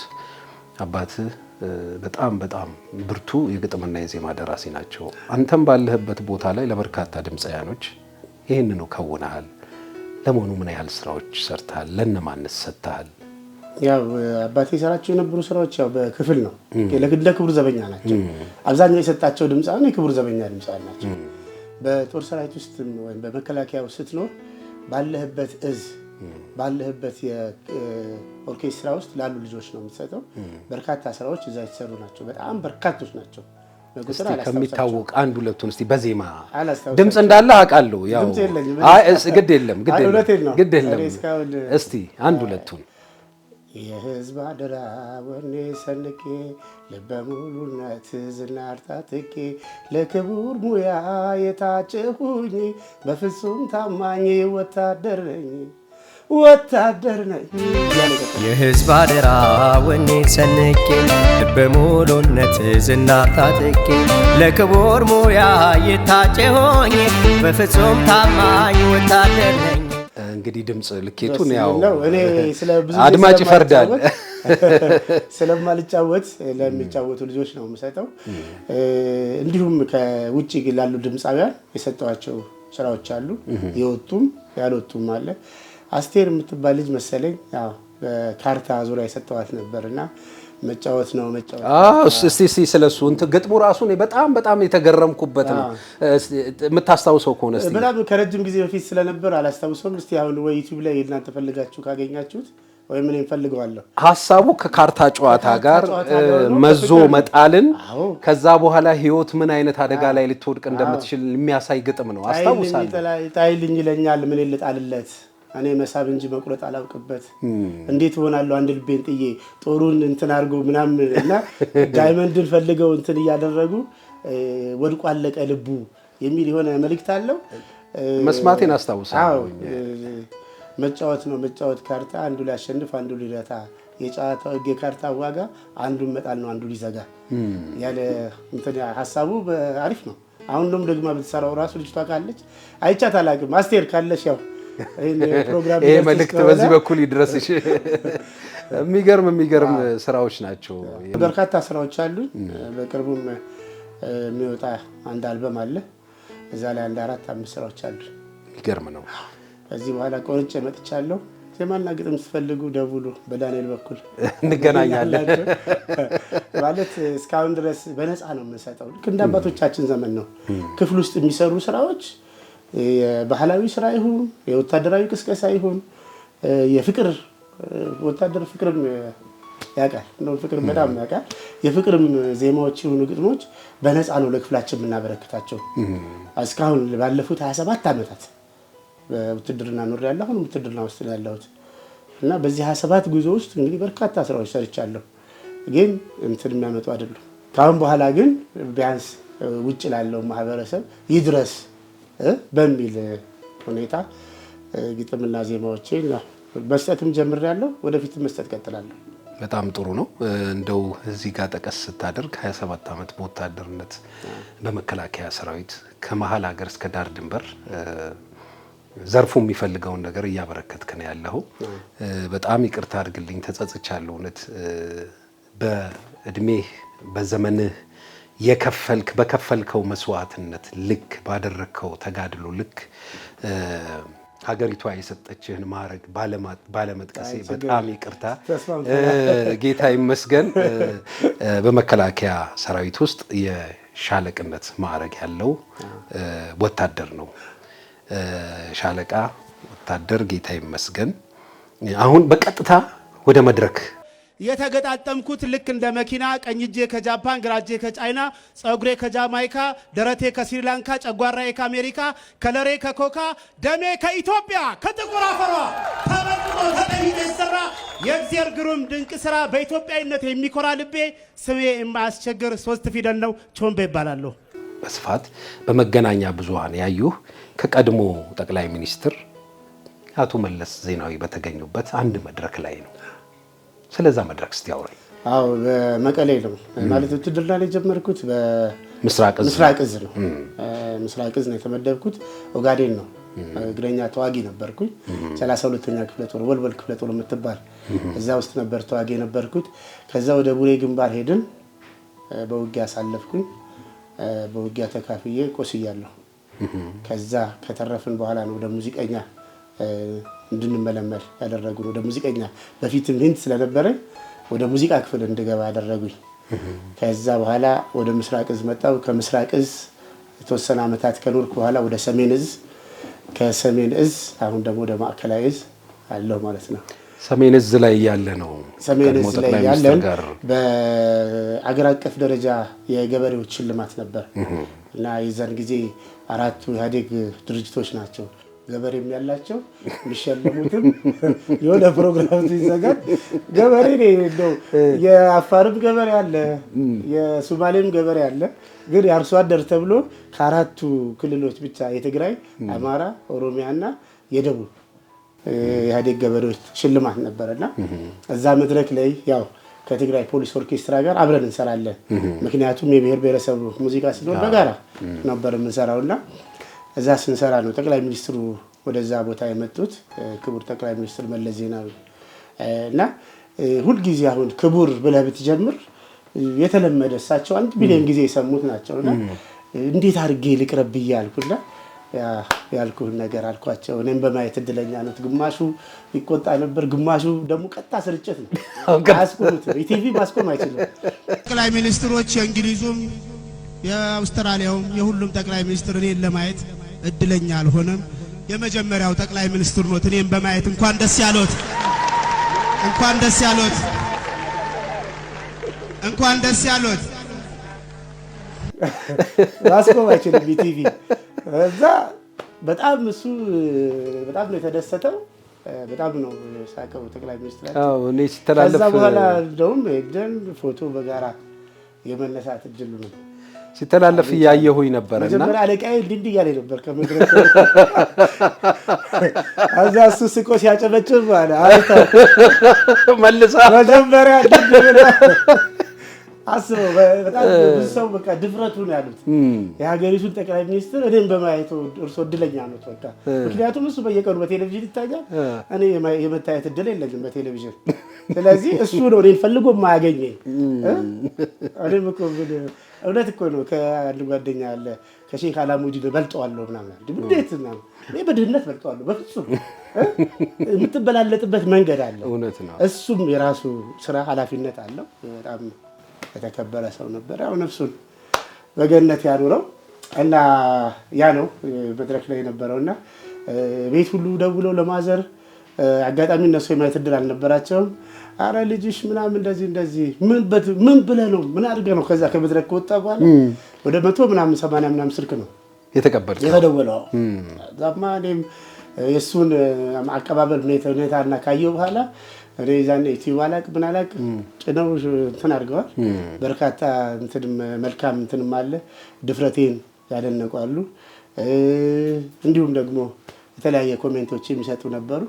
የዛኔ ስለማላነብ ያው ምንም የተቀበልኩትን ነገር ብቻ ነው የተቀበልኩትና ደስ ይላል። ብቻ እንደዚህ የወታደር ሙዚቀኛ ስትሆን አሁንም ድረስ በርካታ የሀገሪቱን ትልቅ መሪዎች ለማግኘት እድል አለን። ያው የተከበረ ቦታ የተከበረ ሙያ ይዘህ የመቅረብ እድል አለን። ይሄ ዝግጅት ሲተላለፍ በቀጥታ ስርጭት የማየት እድሉ ነበረኝና ከሳቸው ጋር አብረው የነበሩ ወይንም ደግሞ በዘመኑ በዛን ወቅት ላይ ስልጣን ላይ የነበሩ በርካቶች ባጠገባቸው የነበሩ መድረክ ላይ የምታቀርበውን ዝግጅት ሳይሆን በጎን በኩል ጠቅላይ ሚኒስትሩን ነበር የሚያዩዋቸው። የእሳቸውን ፌስዋል ኤክስፕሬሽን ነበር የሚያዩትና በጣም የተገረምንበት ከብዙ የጥበቡ አፍቃሪ ከመላ ኢትዮጵያ ጋር ያገናኘ የመጀመሪያው መድረክ ነው ብዬ ማለት እችላለሁ። ከዛ በፊት በርካታ መድረኮችንም ሲሰሩ እንደው በዚህ የመከላከያ ሰራዊት የሙዚቃ ቡድን ውስጥ ያው ብዙ ጊዜ እንደ ሲቪሉ ይሄ አዳራሽ ትኬት ቆርጦ ለመዝናናት መጥቶ እንደዚህ አይነት የኪነ ጥበብ ዝግጅት አይደለም የምታቀርቡት።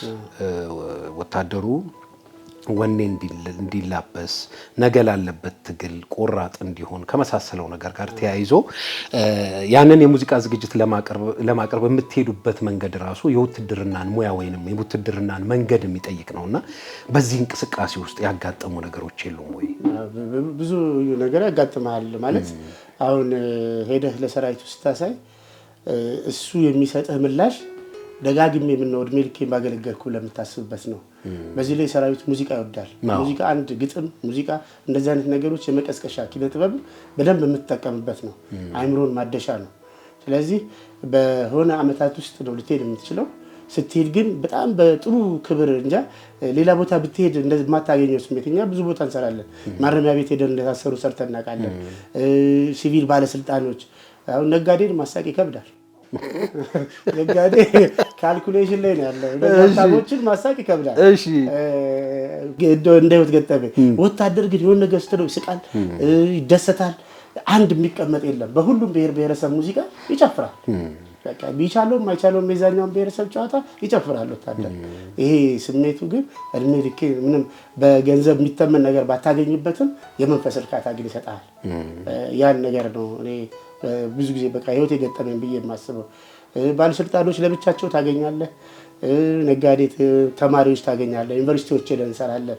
እንዲህ ከእንትን ውጪ እና በምትቀሰቅስበት ሰዓት ትንሽ ነው የሚቀራረብ ዩኒቨርሲቲ ተማሪዎች ይችላሉ። እነሱ በአንድ ቦታ አንድ አይነት ስሜት አንድ አይነት ስም አንድ አይነት እንትን ያላቸው ስለሆነ ስሜታቸው ከፍ ያለ ነው። ደስ ይላል። ብቻ እንደዚህ አይነት የሙዚቃ እንቅስቃሴዎቹ ለየት ያሉ ገጠመኞች አሁን ቅርብ ጊዜ አንድ ማሰልጠኛ ውስጥ የምረቃ ፕሮግራም ስትመራ የነበርከው አንተ ነበርክና የትዳር ወይንም የጋብቻ ጊዜያቸውን እዛው ምርቃታቸው ላይ ያከበሩ ወይንም የፈቀዱ የጦር ክፍል ሙያተኞች ሳይታሰብ እዛ የነበረውን እድምተኛ እንዴት ሰርፕራይዝ እንዳደረጉትና ሁላችንም ያንን ያየን ልባችን እጅግ በጣም ነው የተነካው። በጣም ነው ያለቀስነው። አንዳንድ ጊዜ በዘመድ በአዝማድ በመሳሰለው መዳር መኳል አለና ያው በግዳጅ ላይ ሆነ እንደዚህ አይነት ነገሮች ያጋጥማሉና ያንን እስቲ በጣም እንኳን አስታወስከኝ። በጣም ደስ የሚል ገጠመኝ ነበር። ልጁ እዛ መድረክ እየመራው ያለ የሆነ የስልጠና ማጠናቀቂያ ፕሮግራም ነው ይመስለኛል። እዛ ፕሮግራም ላይ መጣና እንደዚህ እባክህ አንድ የምወዳት ልጅ አለች፣ በቃ እሷን ጥራልኝና ልጠይቃት። የሚገርም ነው። ከዛ እንዴት ነው እሺ ትላለች አይነት ነገር ማለት ሰው ፊት ነው። እዛ ሁሉ የሃይማኖት አባቶች አሉ፣ ከፍተኛ የጦር መኮንኖች አሉ። እዛ ፊት ጠርተህ እንዴት ነው ምናምን ስለው ቀድሬን ሞክራለሁ። ጓደኛሞች ናቸው፣ ግን ወደ ጋብቻ ይዘልቃል ብላ ልጅቷ አታስብም። በዛ አይነት ክብርና በዛ አይነት ሁኔታም ሰርፕራይዝ ያደርገኛል ብላ አላሰበችም። የዘመኑ ደግሞ ወጣቶች እንትን ናቸው። በቃ ይሄ የፈጠራ የማድረግ ነገር ጉዳዩ በቀጥታ አንተ ጋር ነው የደረሰው። ከዛ በፊት ምንም አይነት እንትን የለም። እሺ ከዛ በኋላ መጣ፣ ጠራው፣ ልጁን ጠራሁት። እንትን አለ በል ገባሁና አንድ ወታደር ከሌ ምናምን 10 አለቃ ከሌ ምናምን መጥቶ የሚለው ነገር አለ አልኩኝ። መጣች፣ በሰው ፊት ማይክ ሰጥቷቸው ተጠያየቁ። እሺ አለች። እዛ እሺ አለችው። በኋላ ለተጻው ነው ላንተ እሺ አለች ነው መስለው አንድ ጋዜጠኛ ነበር ከፋና ነው በቀጥታ ያስተላልፉት ነበር። አዎ እሺ አለችው ስል ላንተ ይመስላል ምናምን አለ። አዎ ብላለች፣ ተስማምታለች። እንኳን ደስ አለ፣ እንኳን ደስ አለ፣ እንኳን ደስ አላችሁ። በጣም ነው የተደሰትኩትና እዛ የነበሩ ሰዎች በሙሉ ደግሞ ተነስተው አባገዳዎች ነበሩ፣ ሄደው የመመረቁን ደግሞ እንትን አመቻቸላቸው። እዛው በቃ ሁኔታው ከተፈጠረ ትልልቅ ሽማግሌዎች የሀገር ሽማግሌ አባገዳዎች የነበሩበት እዛ ጎንበስ ብለው የመመረቅ ተካሄደ። እንደ መመረቅ ፎቶ ደግሞ ከአመራሮቹ ጋር የመነሳት ፕሮግራም ተዳለ። ለዛ ደግሞ የተደገሰ የታረደ በሬ አለ። አጋጣሚ ለፕሮግራሙ የታረደ በሬ አለ። ወደ ምሳ ተሄደ። ከዛ በኋላ እዛው ቢራው መጣ፣ እዛው ጠላው መጣ፣ ቅልጥ ያለ ሰርግ። ከዛኛ ባንድ ደግሞ አሸኛትም ወይ ብሎ መስፈን ጀመረ። ሙሽራዬ በጣም ከዛ በኋላ የነበረው በተለይ ተቀርጾ ያልተቀረጸው ክፍል ደግሞ የሚገርም ነው። ቅልጥ ያለ ድግስ። እድምተኛው ለሱ የመጣ ሰርገኛ መሰለ፣ ባንዱ ለሱ የመጣ ባንድ ነው የመሰለው። ለምርቃቱ የተዘጋጀው ምግብ መጠጥ ለዛ የተዘጋጀ ብዙ በጣም ደማቅ ነበር። ሳይታሰብ የሰርግ ፕሮግራም ለነሱ እንደዚህ ነው። በቃ ብዙ ጊዜ ያላሰብከው ነገር ነው እንደሚሳካው። በጣም ከለፉበት ሰዎች እንደዚህ በአጋጣሚ የሆኑ ነገሮች ግን ጥሩ ሲሆኑ ብዙ ጊዜ አይቻለሁ። እንደዚህ ካሁን ያው ጨዋታን ጨዋታ ያነሰዋል። እንደዚህ መድረክ ላይ ያልታሰቡ አይነት ገጠመኞች ብዙ ጊዜ ይፈጠራሉና ዞሮ ዞሮ ጥያቄው ላንተም ነው። አንድ ወቅት ላይ ኤግዚቢሽን ማዕከል የሙዚቃ ዝግጅት እየቀረበ ነፍሱን ይማር ተስፋዬ ካሳ ከድምተኞቹ መካከል የጎላ ድምጽ ወደ መድረክ ይመጣል። ይውረድ ይውረድ ይውረድ ይሉታል። ተስፋዬ ካሳ አልገባውም። ምንድነው የምትለው? ይውረድ ይውረድ ይውረድ ይላሉ። በአንድ በኩል ይህንን ትርኢት የሚያዩ ተመልካቾች መድረክ ላይ የተቀመጠው የድምፅ አምፕሊፋየር ሞንታርቦ ከልሏቸዋል። እሱንም ማየት አልቻሉም እና ይውረድልን እያሉ ነው። መጨረሻ ላይ ገባው። ይሄንን ነው? አዎ። ይሄንን ነው? አዎ። እሱም እንደናንተ ከፍሎ ነው የገባው፣ አይወርድም ማለቸው።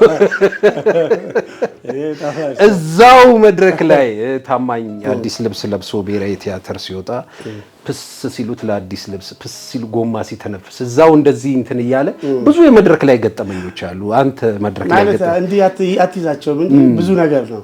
ቢያንስ መድረክ ላይ ገብተህ እንትን የምትላቸው እንትኖች አሉ እና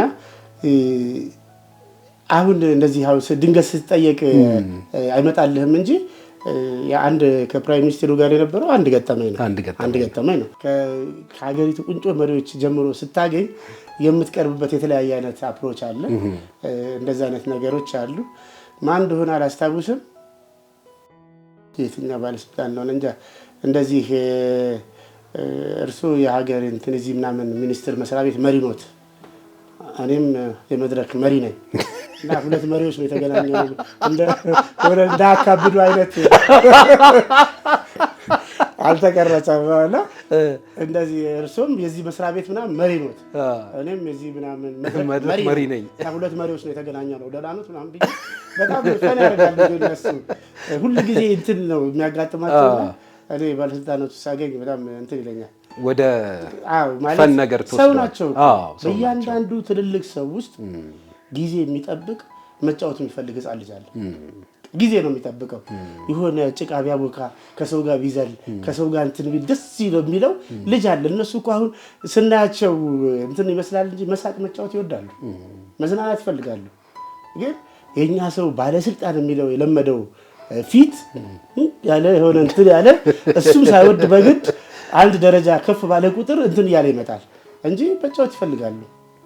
አሁን ቾምብዬ አሁን ከፊት ለፊት የሀገር መከላከያ ሰራዊት አለ፣ ከጀርባ ደግሞ ሙሉ መሳሪያውን የጠመደ የክፍል የሙዚቀኛ ኦርኬስትራ አለ። መድረኩን ማይክ ጨብጣል። እስቲ ክፈትልን። እኔ እንጃ አይመጣልኝም። የሆነ ስሜቱና መንፈሱ ይመጣልኝ። በቃ እንትን መድረክ ስከፍታው ለምሳሌ እኔ እንጃ መድረክ በተለያየ መንገድ ነው እና አንዳንድ ጊዜ በሙዚቃ እንትን አረፍ ያልኩ ገባለሁ። ሰላም ሰላም፣ ከሰላም በላይ ምንም ነገር የለም። ሰላም ለሰሜኑ፣ ሰላም ለደቡቡ፣ ሰላም ለምስራቁ፣ ሰላም ለምዕራቡ፣ ለማሙሽ፣ ለሚሚ፣ ለጋሼ፣ ለትዬ፣ ለመላ ኢትዮጵያ ይድረስ ሰላምታዬ። ይህ ድምፅ የሚሰማው ከደስታ መዲና የሙዚቃው ቃና እናንተን ሊያዝናና ከተፍተፍ ጥድፍድፍ ብለን ሽርጉድ ኩራት ይሰማናል። ተቋደሱ ስለን ከጥበብ ማዕድ ብለህ ታረግና ወደሚቀጥለው ትሄዳለህ። እንደዚህ ትሄዳለህ። አይመጣልህም እንትኑ ምልክ መንፈስ የሚመጣው እውነተኛ ስቴጁ ጋር ስተገናኝ ነው እንጂ አንዳንድ ሰው በቃ እንደዚህ ገጠመኝ ሲባል ከሚያጥራቸው ሰዎች አንዱ ነው። ይቅርታ አድርግልኝ። አይ ችግር የለም። ያው እንግዲህ ወደፊት በሌሎች ፕሮግራሞች ደግሞ ገጠመኞቻችንን እንደዚህ አጠቃለን የምንመጣበት ጊዜ ይኖር ይሆናል። እግዚአብሔር እድሜና ጤናውን ይስጠን። ሌላው እዚህ አሁን በእኔና ባንተ ግንኙነት ላነሳ የምፈልገው ጥያቄ ምንድን ነው መሰለ፣ ወደኋላ ዘመን ሄደን ስናይ በተለያዩ የጦር ክፍሎችም የሲቪል የሙዚቃ ኦርኬስትራዎች፣ ቲያትር ቤቶች ታዋቂ ፕሮግራም መሪ ወይንም ደግሞ አስተዋቂዎች ነበሯቸው። ከነ 50 አለቃ ገዛኸኝ ደስታ ካንተ አባት ጀምሮ እነ ንጉሴ አክሊሉ፣ እነ ስዩም ባሩዳ፣ እነ አማሃ ተወዳጅ፣ እነ ታማኝ በየነ፣ እነ ጥላውን እልፍነህ እንደዚህ እያልክ ብዙ የፖሊሱ ደረጀ በላቸው በርካታ አሁን ያልጠራቸውም የጠራቸውም እንዳሉበት የጊዜ ዘመን ቢዘባረቅም ግን ጀግና የሆኑ አስተዋቂዎች ነበሩ። አሁን ዘመን ላይ ግን ያ በብዛት አይታይም። እንደውም ይሄ ዘርፍ ጠፍቷል ወይንም ደግሞ ተትቷል የሚባልበት አይነት ደረጃ ላይ ደርሰናል። ብዙውን የያዙት ኮሜዲያኖች ናቸው። ሁለቱ ለየቅል ነው። ሌላው ደግሞ ሰፋፊ ትላልቅ መድረኮች፣ የሙዚቃ ዝግጅቶች ላይ ተተክተው የምናየው ታዋቂ የኪነ ጥበብ ባለሙያዎች ተዋናይ ሊሆን ይችላል፣ ጋዜጠኞች ሊሆን ይችላሉ፣ መድረክ የሚያጋፍሩት እና የአስተዋቂ ስፍራ እየተተወ ነው። እኔ በረሃማነት አጋጥሞታል ብዬ አስባለሁ። አንተ ምን ይሰማሃል? በሀሳብ በከፊል ነው የምስማማው። ምን ሙሉ ለሙሉ አልጠፋም። አሁን በመከላከያ ሰራዊት ኦርኬስትራዎች ውስጥ በየሁሉም ነው አስተዋቂ አለ ተተኪ አለ ማለት ነው። ጎራ ብሎ የመውጣት ያለ መውጣት ሁኔታ ካልሆነ በስተቀር አለ። አሁንም በሰራዊት ውስጥ አሉ። በምስራቅ ዝና አንተነህ ጫሊ የሚባል ከቀድሞ መንግስት ጀምሮ የሚያስታውቅ በጣም ጎበዝ ልጅ አለ። ጀርመን በረደድ ምራብዝ ጀርመን ነው። ይሄ ጀርመን ድምፅ ነው ሲባል ተወለደ ጀርመን አሉት እና ተስፋዬ የሚባል ልጅ አለ። ይቅርታ አባት ስም ተስፋዬ ይቅርታ ተስፋዬ ሸሪፎ። እንደዚህ አይነት ልጆች አሉ በየቦታው እና ግን እንዳልከው በሌላው በሙዚቃው ቦታ ላይ የመመናመን ሁኔታ ይታያል። አንደኛ ችግሩ ይመስለኝ ይሄ ሙያ ተሰጥኦ ነው እንጂ በትምህርት የሚገኝ አይደለም። ከየትኛውም እንትን አንስተህ አንድን ሰው ኪቦርዲስት ማድረግ ትችላለህ። ኪቦርድ እንዲጫወት ሳክስ እንዲጫወት እኛ ከእግረኛ እናመጣለን እኮ ልጆች ጣቱ ፖዚሽን የሆነ እንትኑ ምናምን ትንሽ የሙዚቃ ፍላጎት ብቻ ካለው ብድግ ብሎ ተምሮ 2 ዓመት 3 ዓመት ተምሮ ሳክስፎን መጫወት ይችላል። በትምህርት የሚሰጥ ነው። ቲያትር በትምህርት ይሰጣል፣ ተሰጥኦ እንዳለው ነው። ጋዜጠኝነት በትምህርት ይሰጣል። አስተዋቂነት መድረክ መምራት ግን የሁሉ ቀን የየመድረኩ ስራ ስለሆነ ይሄ መሰጠት ይጠይቃል፣ መፈጠር ይጠይቃል እና ያ ምክንያት ይመስለኛል። ወደፊት ግን የሚመጡ ልጆች ይኖራሉ ብዬ አስባለሁ። ሁለተኛ ደግሞ ቢያንስ ከልምድ በማካፈል 27 ዓመትና ከዛ በላይ በኪነ ጥበብ ውስጥ መቆየት ቀላል ነገር አይደለም። እውነት ነው። ምን ይባላል ምን አይባልም ታውቃለህ። በአሁን ጊዜ ደግሞ የምትቀልድባቸው ነገሮች ደግሞ ትንሽ ሴንሲቲቭ ሆኗል ማህበረሰባችን። ምክንያቱም ሃይማኖቱን መንካት የለብህም። የጾታ እኩልነት አለ። የሃይማኖት የጾታ የዘር አብሮ የመኖር ሴት አለ። እሱ ስላለ በሱ የምትቀልድበት መንገድ የለም። ከዛ ውጪ የሆነ ነፃ በራሴ ነው። አሁን ብዙ ጊዜ በራሴ ነው የምቀልደው። የጥቁር ጤፍ ኩንታል የቆመ ይመስላል ምናምን እንደው ከመልኩ ጸባዩ ይሻላል ካላችሁ የድጋፍ ምልክት አሰኙ ባካችሁ ስል ከዚህ መልክ ጸባዩ ይሻላል ብለው ድጋፍ ይሰጡኛልና ቀኝ እጄ ከጃፓን፣ ግራ እጄ ከቻይና፣ ጸጉሬ ከአፍሪካ፣ ደረቴ ከስሪላንካ፣ ጨጓራዬ ከአሜሪካ፣ ከለሬ ከኮካ፣ ደሜ ከኢትዮጵያ ከጥቁር አፈሯ ተበጥብጦ ተቀይጦ የተሰራ የጊዜ ግሩም ድንቅ ስራ ብዬ ራሴ በኢትዮጵያዊነት ሁሌ ይኮራል ልቤ። ስም ያስቸግርም 3 ፊደል ነው ቾምቤ እላለሁ።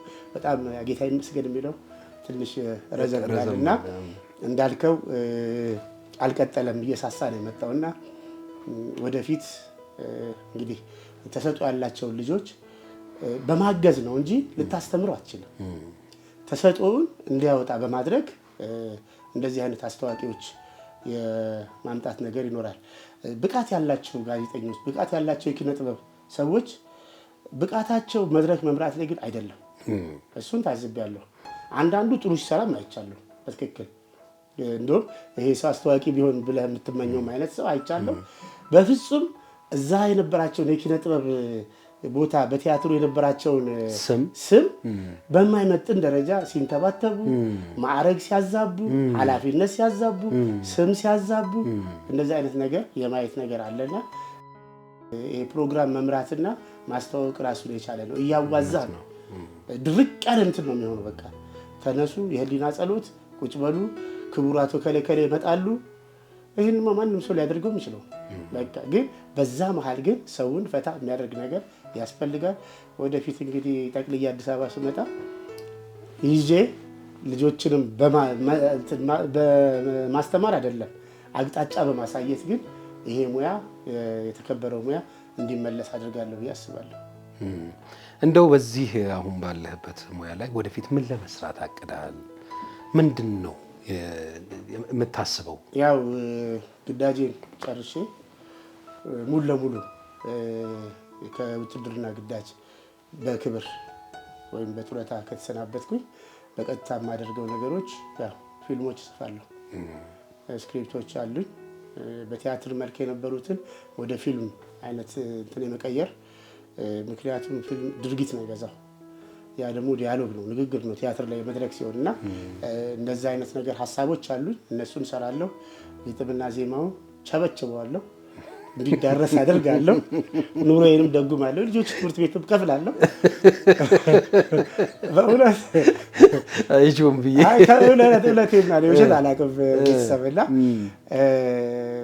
ግጥምና ዜማዎችን የማዳረስ የአባቴን ራዕይ የማስቀጠል ብዬ አልዋሽም። ህይወቴን የማስቀጠል ምክንያቱም በኪነ ጥበብ መኖር እስከምትኖር ድረስ ከጥበቡ ደግሞ ማግኘት የሚገባህን ነገር ማግኘት ስላለብህ ምንም ውሸት የለውም እና ልጆች አሁን ከሚማሩበት ትምህርት ቤት የተሻለ ትምህርት ቤት እንዲማሩ ፓስታ መኮረኒ ሳይደጋገም ወደ ፒዛና ወደ በርገር ተፈጥሮበትን እድል አመቻቻለሁ።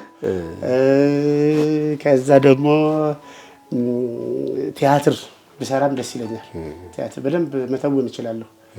በተለይ ትልቅ ሰው ካራክተር አንድ ጊዜ በመከላከያ ፌስቲቫል ውድድር ነበር እና በቲያትር አንድ የጻፍኩት ቲያትር ነበርና በዛ ቲያትር መሪ ተዋናኝም ነበርኩኝ። አንደኛ ወጥተናል እንደ ሀገር አቀፍ በመከላከያ ሰራዊት ባለው ውድድር። ድሮ ክቡር ዘበኛ አሸንፍ ነበር ከፖሊስ ከጦር ሰራዊት ከምናምን ባንዶች ጋር እንትን ብሎ ልክ ያኔ ነው አባቴ ትዝ ያለኝ።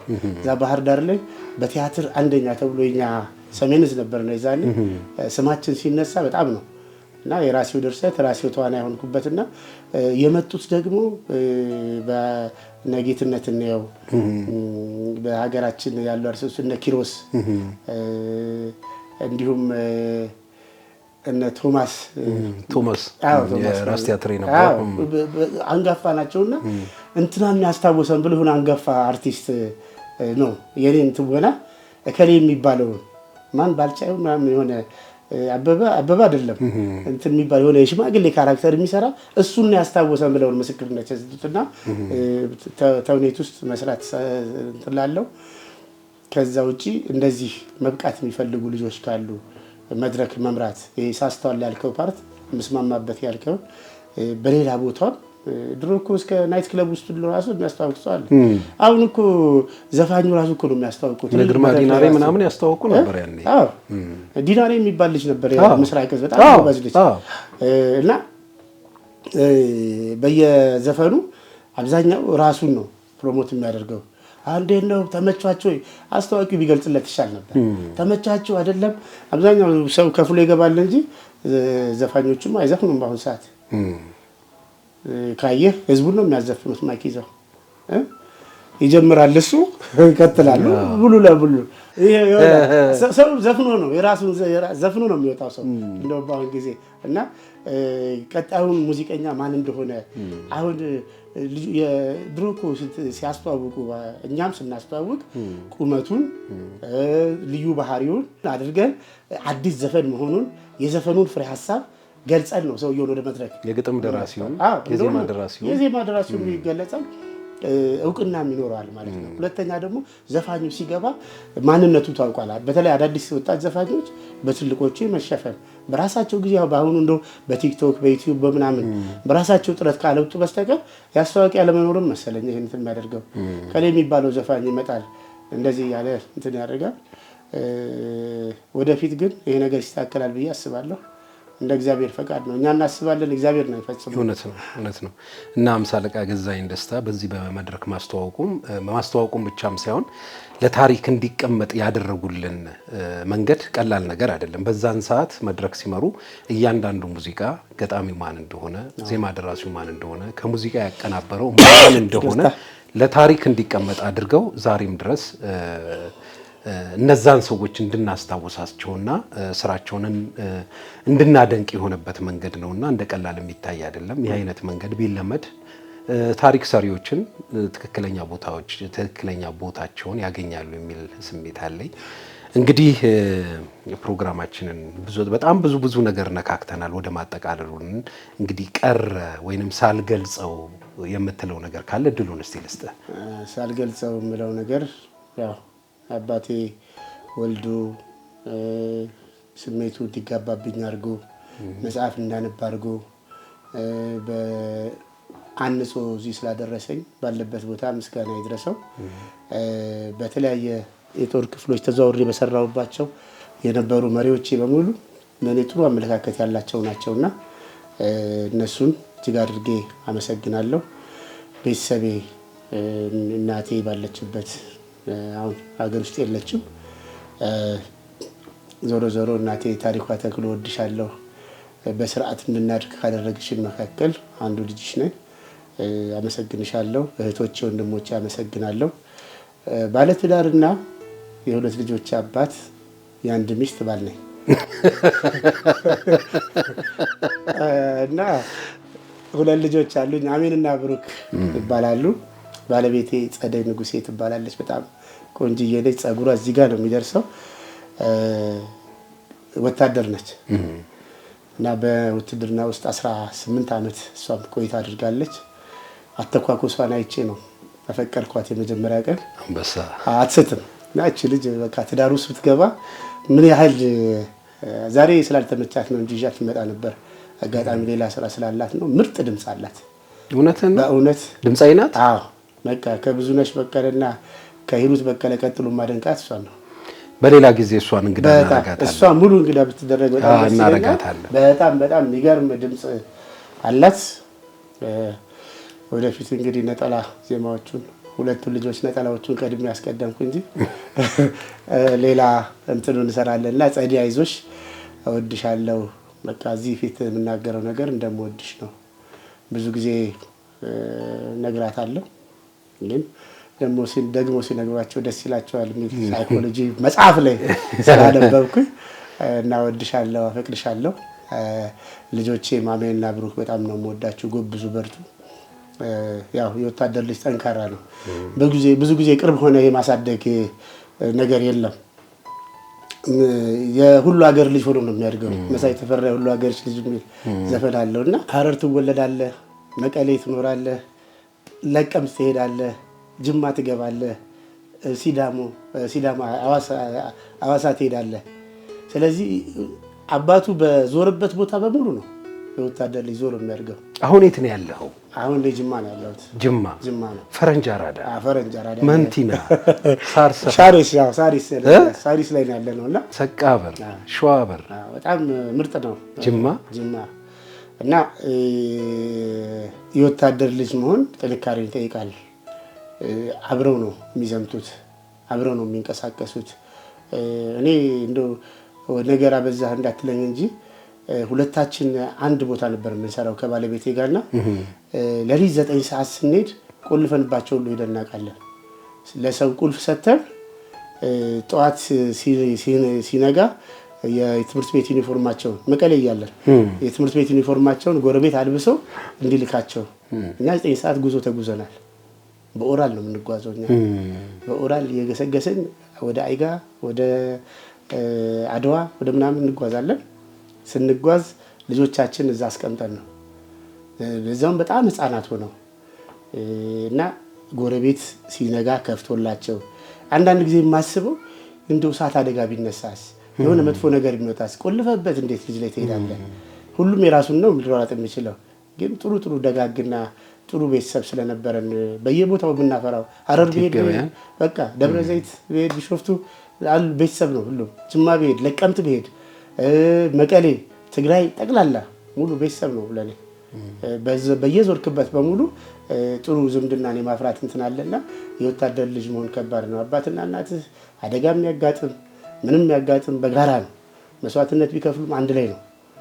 የወታደር ልጅ ሆነህ ግን ማደግ በጣምና ችግራችንን እንትናችንን አይተው አብረው የኛን ነገር ተረድተው የምናገኘውን ደግሞ አምነው እያደጉ ስለሆነ ለአሜንና ለብሩክ በጣም ምስጋናን አቀርባለሁ። ለልጆች አንተንም ስለጋበዝከኝ እጅግ በጣም አድርጌ አመሰግናለሁ። የምትሰራቸውን ስራዎች እከታተላለሁ። የተረሱ ሰዎች፣ ከኪነ ጥበቡ ዞር ያሉ ሰዎች፣ መታገዝ የሚገባቸው ሰዎች እንዲሁም ተረስተው አሁን ትውልድ ሊያስታውሳቸው የሚችሉ መልካም የሰሩትን ሰዎች አቅርበህ እኔንም ደግሞ ለዚህ ፕሮግራም ይመጥናል ብለህ ስላቀረብከኝ እጅግ በጣም አድርጌ አመሰግናለሁ።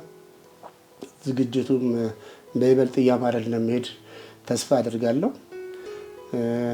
ብዙ ጊዜ ከጀርባ የሚቆሙ ካሜራማኖች አይመሰገኑም።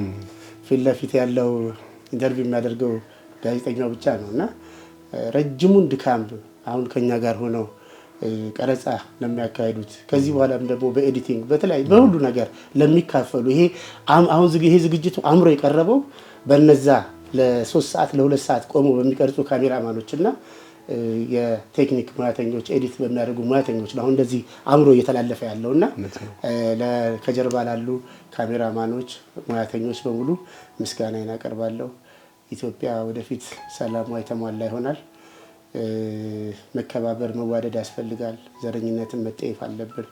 ዘረኝነት ነው ሀገራችን ዋና ትልቁ በሽታና እሱ ከኢትዮጵያ ጠፍቶ ሁላችንም በአንድ ልብ በአንድ መንፈስ እድገቷን እንደምናጸና እና በየበረሃው ያሉ ጓዶቼ በሰሜን በደቡብ በምዕራብ በሁሉም ግንባር ያሉ ለመላው የሀገር መከላከያ ሰራዊት አባላት በሙሉ ክብር ይገባችኋል።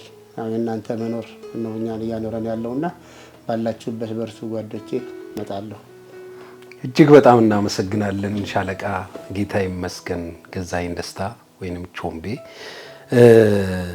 ጥሪያችንን አክብረ ወደ ፈቅደ በዚህ በዳሪማክ ቲዩብ ላይ ሀሳብን ለመግለጽ ስለተገኘህ እጅግ በጣም ነው የማመሰግነው። እውነት ለመናገር ከሆነ ቾምቤ ቀደም ሲል ስለ አባቱ ሲጠቅስ አባቱ አዝኖ የመጣን ሰው እንዴት አስደስተው እንደሚሸኙ ሲያጫውተን ነበረ። እንግዲህ በህይወት መንገድ ላይ ከቾምቤ ጋር ጥሩ መቀራረብ አለን፣ ጥሩ ግንኙነት አለን። አብረን ባየኋቸው በተገናኘንበት ጊዜ ያለውን መልካም ልብ ያለውን ደግነት ከተረፈው ሳይሆን ካለችው ላይ የተቸገረን ሰው ጊዜ ወደ ዳር ያወጣውን የከፋው ሰው አጠገብ መገኘት እጅግ በጣም የሚያስደስተው ለበርካታ ጊዜያት በእንዲህ አይነት መንገድ ላይ ቆሞ ያየሁት ሰው ስለሆነ በበጎ መንገድ ተመልካቾች ስም እግዚአብሔር ጸጋና በረከቱን እንዲያበዛለት እግዚአብሔር ከማያልቀው ጊዜ ደግሞ የእድሜ ሀብት እንዲሰጠው የተመኘው የዛሬውን ዝግጅታችንን በዚሁ አጠናቀቅን። በሚቀጥሉት ጊዜያት ደግሞ ሌሎች እንግዶችን ይዤ እቀርባለሁ። መልካም